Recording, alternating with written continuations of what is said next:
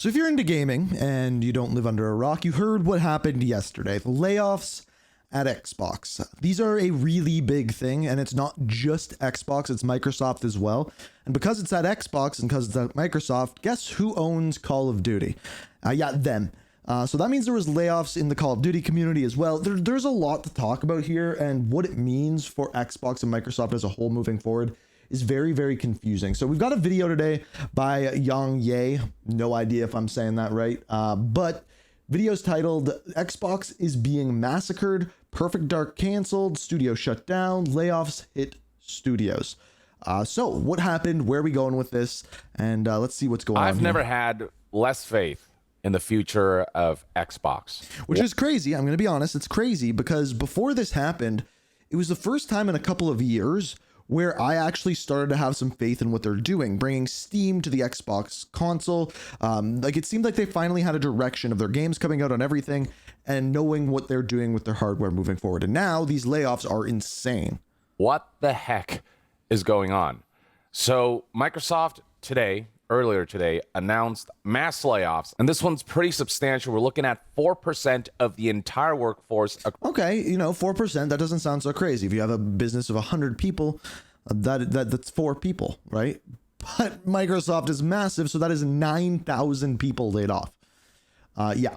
Across all of Microsoft, not just the gaming division, across all of Microsoft, but that doesn't mean that the gaming division hasn't been impacted. But when it comes to Microsoft as a whole, 4%, that's roughly 9,000 people. That's insane. Impacted across the board. And that's, by the way, on top of an additional 6,000 employees that were laid off back in May of 2025 as part of quote-unquote restructuring. Now, when it comes to the So this means like 15,000-ish employees so far. Xbox division specifically, Phil Spencer sent out the following email to staff highlighting how we will end or decrease work in certain areas of the business and follow Microsoft's lead in removing layers of management to increase agility and effectiveness. I recognize... What's interesting is they said that they're removing layers of management, which I don't disagree with. But then are they replacing these jobs with something else? Like, what is actually happening there? That these changes come at a time when we have more players, games, and gaming hours than ever before. Oh, yeah. That's the wild part, too. If we actually go and have a deeper look at this, look at their stock. Their stock today is up 1.58%. That's after the layoffs. Their stock in the last 5 days is up about 0.3%, which isn't much. But this month, up 7.75%.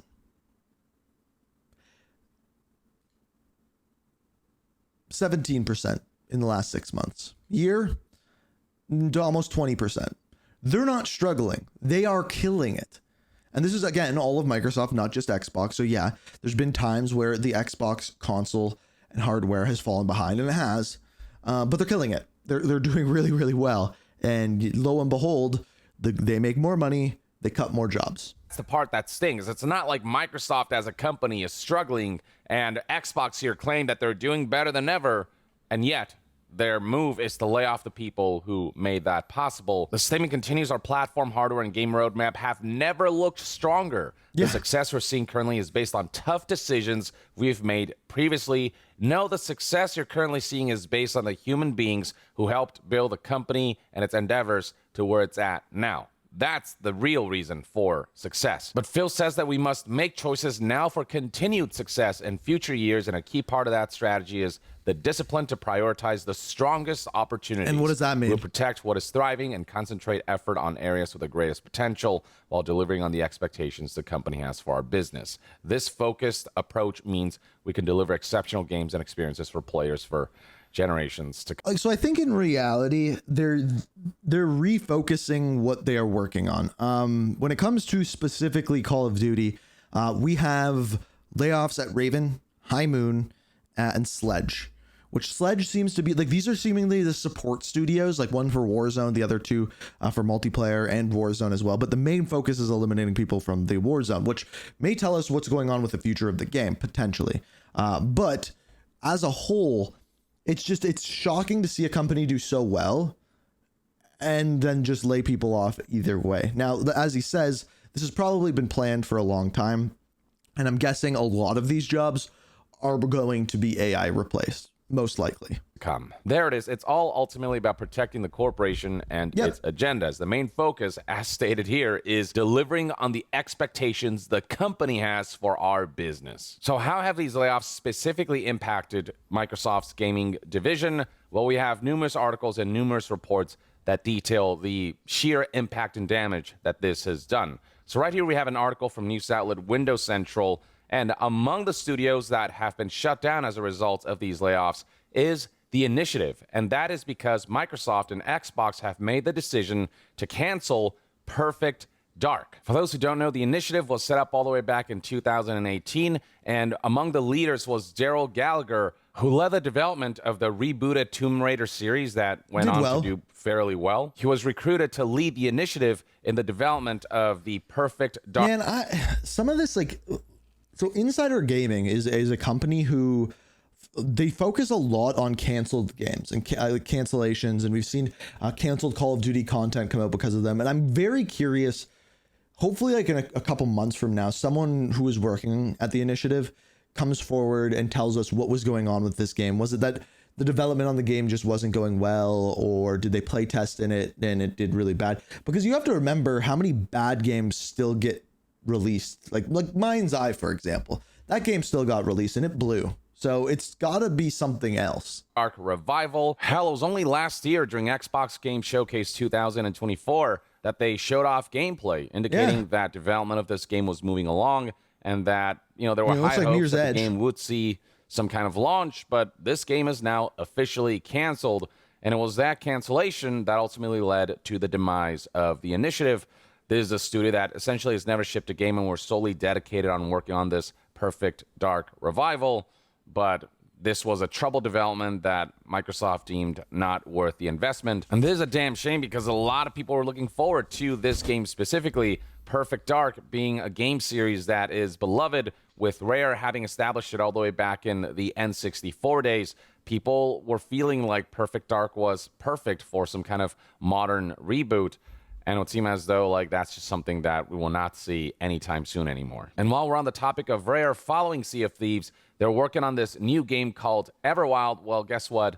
Everwild has also been canceled. And then beyond that, ZeniMax Online was working on a new MMORPG codenamed Blackbird. Could be anything. That got axed as well. So we've got sweeping project cancellations across the board, and in turn, tons of layoffs and studio shutdowns to go along with it. Xbox Game Studio head Matt Booty was the one who relayed this news to staff within the company via the following email sent internally, where he essentially... I wish we had like a better breakdown of how many people were on the Xbox side of things and how many people are on the Microsoft side of things, because one of Microsoft's biggest area is their cloud services. So like Microsoft Azure has a ton of employees, and I'm wondering like, how many are from there and how many are from games. Said the same corporate bullshit of these decisions, along with other changes across our teams, reflect a broader effort to adjust priorities and focus resources to set up our teams for greater success within a changing industry landscape, so on and so forth. Nothing of real substance here. And then right here we have a report from Jason Schreier, who through news outlet Bloomberg relate that they've also laid off folks in the King division of Activision Blizzard. Oh yeah, I heard King, about that. which they bought out not that long ago for, if you don't know who that is, think Candy Crush. Billions and billions of dollars. This is the company that develops Candy Crush, and within that company, 10% of staff will be cut. So that's around 200 jobs. So like, I don't know what other games King's making, but this makes sense to me. If they cut 10% of their staff, and that's 200 jobs, that means they have 2,000 people essentially working on Candy Crush. How? Like, what are those people doing? I would love to understand that better, but like maybe like I don't make video games, so maybe I just don't know. But like when you see a studio of 33 people make Expedition 33, this is something that I think is going to happen more and more. And we've talked about this because there's so many people. And this is one of the things that Sledgehammer focused on, is that because there's so many people working on it, they don't actually get things done as quickly because there's so much, for lack of a better way of saying it, fiddle fucking around. And they just don't end up putting out a product because when there's too many cooks in the kitchen, the food never comes out well. Beyond that, you've got Raven Software, who developed Call of Duty. They also announced workforce reductions or layoffs Not how across many. the board. Beyond that, Jason Schreier reports that ZeniMax Online's new MMORPG that they were working on, codenamed Blackbird, was in development since as far back as 2018. All those efforts have now been flushed down the toilet. The way layoffs are being handled is also chaotic, according to Jason Schreier, noting a situation where employees at ZeniMax Online Studios are now watching their Slack accounts abruptly get locked out. Slack being this chat app where employees can essentially communicate. No message from HR, no word on whether they... Okay, do you want an unpopular take here? This is not Xbox's fault. What they just explained in that is not Xbox's fault. Is it shitty that they're laying people off? Hell yeah. But it's also shitty that Jason Schreier is pointing this out. Meanwhile, he is leaking the job cuts, right? So let's say, for example, I don't work at a public-facing company. Let's say I work for the government and I work for the water department, right? And someone gets inside the water department and finds out they're cutting 20% of the waterworks department. They haven't yet sent out emails or anything like that, but it leaks to the press and I find out about it that way. That's not Xbox's fault. That's not the waterworks department's fault. That is the people who are leaking it, right? So I was paramedic, and when we would go to calls where people were deceased, we could not, like, if the media would come up to you and talk to you, you couldn't give them any information. You couldn't even tell them that anyone died, because how shitty would it be if you found out that your family member died from the news because they leaked that information? That's the same thing that's going on here. And I hate that Jason Schreier is pointing out that it's a mess, because he's causing it to be a mess. He leaked a week ago that there was going to be layoffs. So he has someone on the inside giving him information. Of course, there's going to be pandemonium when you're not giving them a chance to do their job. Now, if you're reporting on it after the fact, give her. But that's what happens with leaks. And that's why they're a mess. That's why no one's talked to HR yet, because they weren't planning on doing it yet. But now they're forced into it because the media is doing it. Anyway, that was a total side note. And maybe I'm totally off base with that one. But leakers cause problems in that way to a huge extent. They still have a job, just an ominous Slack deactivation. You know who else got impacted by this? Turn 10, developers of Forza Motorsport. Yeah, this is a development was studio that have leaked. delivered nothing but bangers and highly rated and reviewed games. Even 50% of their staff. Holy shit. they face the brunt of mass layoffs. Nearly 50% of Forza Motorsport's development studio have been laid off. At 50% staff reduction, I'm not so sure that Turn 10 will be able to function at the level that they did previously. Folks like Ryan McCaffrey from IGN spoke out about this, and he sees this as essentially turning Turn 10 into a support studio if you're laying off half of the staff. And I mean, we've seen signs before that even successful studios are not safe from Microsoft layoffs or just getting shut down altogether. A prime example being Tango Gameworks, who delivered the Xbox exclusive Hi-Fi Rush, which was critically well received, won all kinds of awards, one of the best games that year, and also sold well enough. It sold a couple million copies. And even then, Microsoft decided to shut down Tango Gameworks. And the only reason Tango Gameworks still exists is because South Korean publisher Krafton decided to buy them out. But yeah, for me personally, the cancellation of Perfect Dark really stings. And just seeing the utter massacre that's going on at Xbox, despite Microsoft. Yeah, by the way, I am not standing up for Xbox and saying what they're doing here is good. The truth of the matter is Xbox is restructuring in a way where a lot of the jobs that were previously there are not going to be necessary, not just for AI, but because they're essentially becoming a video game massive publishing company as opposed to focused on hardware and things like that. And because of that, I think they're restructuring in a lot of their ways with even the way that they're putting out their games. So I think we're going to see a lot of these major studios become more support studios. And I think they started to see this with companies like Call of Duty, where they have, like, now they're two major companies being Infinity Ward and Treyarch, just being supported by like Sledge and things like that. And I think that's a really crappy way of doing things. But again, I don't think this is the end of this. I think this is going to happen more. Doing well for itself, Xbox touting how their position is stronger than ever, so on and so forth. It's just really disgusting to see the level of disregard that we're seeing for the human lives and the artists and the employees and developers and the talent. And generally, you just get the sense that Microsoft went on this wanton spending spree to establish all of these game studios or to buy out game studios, but they have no clue what to do with them. Their cadence of releases for Xbox has been wildly inconsistent, and then Xbox, the hardware business as a whole, is going downhill, with Xbox kind of slowly admitting defeat essentially by making all of their games third party. Like, they're not just coming out for Xbox, they're coming out. Well, I think, again, I've talked about this. I think this was in their plan. Their plan is to get back into hardware, but it's by doing it by having everything on there, by having Steam on their hardware, which does make sense. On PlayStation and Nintendo consoles as well down the line. They're laying off people and shutting down studios left and right with just complete and utter disregard, without any sense of them trying to nurture these studios and setting them up. And then when it comes to their upcoming releases, you've got games like Fable and a new Gears of War, and Ninja Gaiden 4 is kind of cool, and then Outer Worlds 2 and State of Decay 3, among a couple things here and there, Clockwork Revolution and Grounded 2. Oh, and of course, they're working with Kojima Productions on this horror game called OD. So there's some stuff cooking behind the scenes. But I don't know, compared to the competition like PlayStation and Sony and their first-party endeavors and their level of consistent quality and the IPs that they have established, Microsoft, by comparison, I don't feel like they can really compete here currently. And with Perfect Dark now being a victim of layoffs and project cancellations and trouble development, and it leading to a studio shutdown, that means that Perfect Dark will likely never see the light of day, or at least not for many, many years. I mean, the status quo of Xbox just keeps looking worse and worse. The optics of what the future holds for Xbox just feels less and less hopeful. The degree to which Xbox has been mismanaged by Microsoft, I mean, it is just wild. Ever since Microsoft has become more involved with Xbox after the acquisition of major game companies like ZeniMax and Activision Blizzard King, ever since Microsoft has been like hands-on because they have to get a return on the amount of money they spent buying out those companies. He's not wrong here. It's all felt like it's been downhill. And that's why we see such crazy, crazy monetization in Call of Duty. Because I truly believe they pretty much did just buy Activision Blizzard predominantly for Call of Duty. Like, I really do think that. Look at all of the other games that they have under their belts. Which other games are making that much money right now? Like, WoW?